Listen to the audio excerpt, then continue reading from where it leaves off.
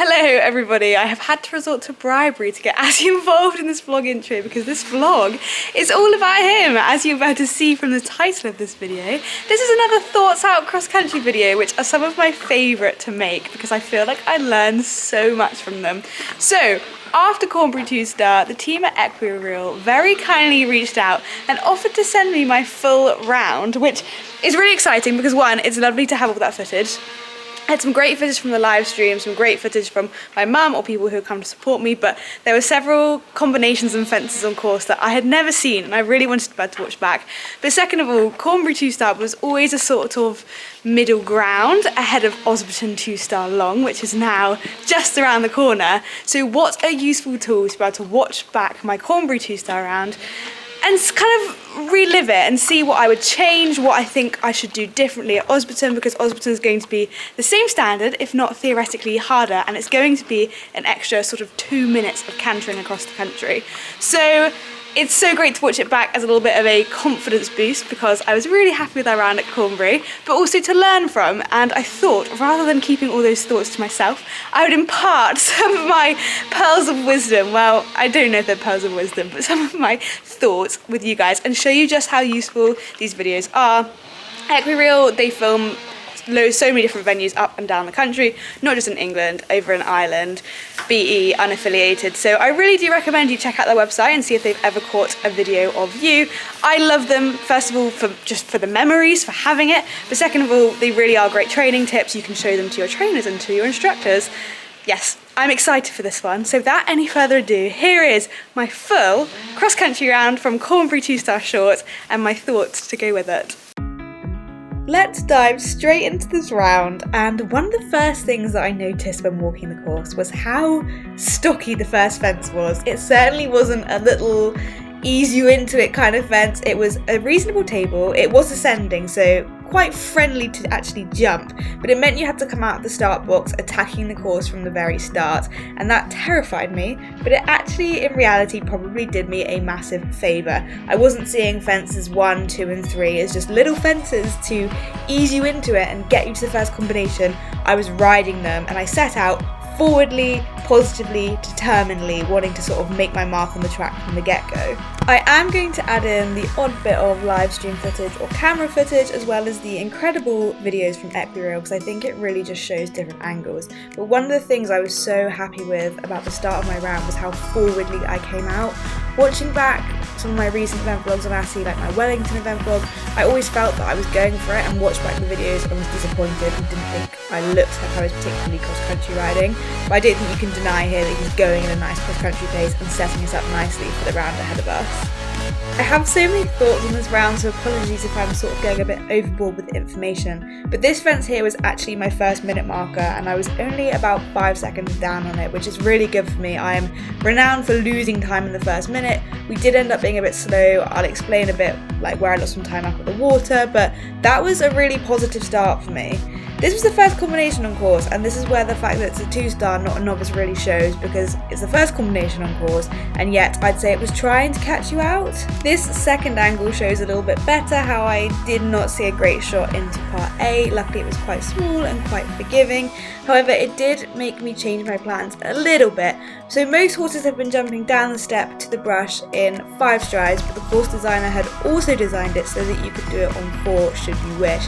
I was originally going for 5, but after having a little bit of a wobble at the A element, I really played it safe and ended up getting 6 in there, but it just gave us back that confidence, got us back in our stride, because now the combinations are coming thick and fast, and it was straight down to the first watering course, which I thought Atty popped through really nicely. I'd seen a few horses not read this jump out very well, because it was quite upright and quite sort of close out after the water, so I was very happy when he popped through it like that. I remember seeing a shopper to this fence at 7, I just thought to myself, to be fair, I think it must have felt worse than it looked, but I remember just saying to myself, come on Flo, get it together now, you've got tough questions ahead of you.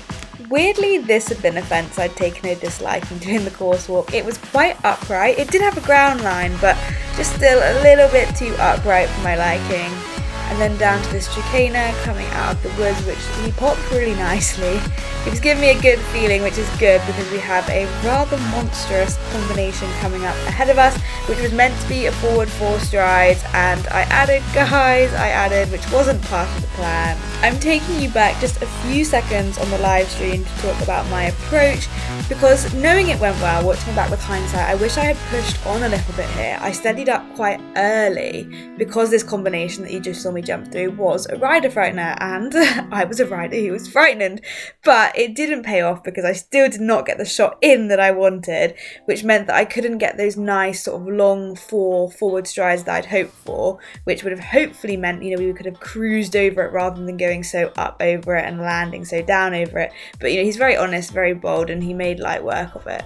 And then I had great fun having a blast along here. I remember checking the watch. I wasn't quite where I wanted to be time-wise, but he was giving me a nice feeling, so I wasn't super bothered about it. And now we are coming to the second water on track, which is probably one of the most difficult combinations on the course, and it didn't go 100% according to plan, but it was alright because unlike at Bishop Burton, I had sort of made a plan A, a plan B. So I think what I'll probably do is let you see the whole thing, 12AB, 13AB, and then I'll stop and break it down and talk through what went wrong. But it's moments like this that I'm so grateful to have this Equireel video, because actually I would never have seen this otherwise. I'd never have been able to analyse what went wrong, whether I feel like I handled the situation well. So another big thank you to Equireel for sending me this video. It's been a super useful tool to help and help plan for next time, because these moments happen. So now for the more technical analysis. We knew coming into this round that this water complex would be probably the most difficult Atty had ever seen. He'd never seen anything like this 12B element. You had to have a really forward canter down, otherwise they simply wouldn't jump it. It wasn't really negotiable. I did think this might happen where I had used all my encouragement, I slipped my reins, and I couldn't get hold of them quick enough to make the sharp right turn that I needed to make to get to the next element.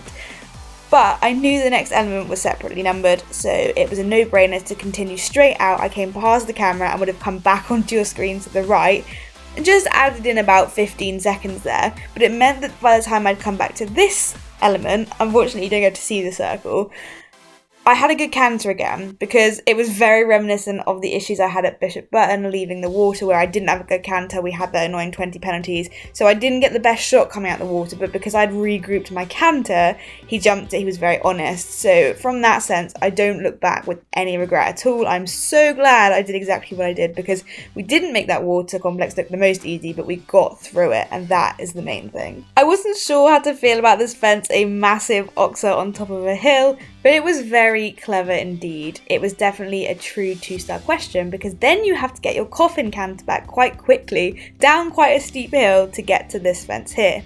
Now this fence may not look like the most difficult combination on course compared to what we faced, but when I tell you it gave me a headache when walking the course, because from the ditch to the C element walked a very long 2 strides, and as you may be aware, Atty has quite short pony-leg strides, and I quite like that about him, but I'd seen some big experienced horses struggle to make those 2 fit, and I was thinking, do I wiggle, do I try and add a third?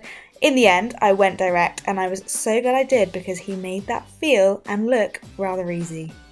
Now we are just 3 fences from home, and knowing that going along at the water meant that I wasn't going to go inside the time, I did stop pushing a bit for the time here. He was perfectly fit. The commentators on the live stream even said how well he looked that he was going, but I knew how frustrated I would be if I had any issues at this final combination, which was by far catching the most people out across the whole course.